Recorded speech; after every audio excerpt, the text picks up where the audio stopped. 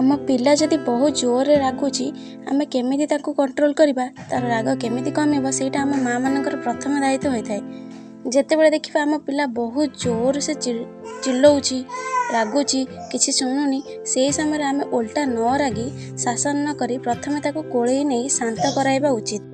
सेमिति न करी जदि ता उपरे रागी बाड़े घर बाहरी जा कही मुँह बुलेई नबा ताहले पिलाटी चुप हो सत किंतु से भितर आहरी अधिक रागिब। आम राग को भी उल्टा ग्रहण करी नहीं बेसी रागिब निजको एकुटिया फील मध्य करिब। तेणु आमे पिला को कोळेई नहीं राग शांत करिबा परे तार रागिबार कारण पचारि तार उत्तर मध्य सुनिबा दरकार।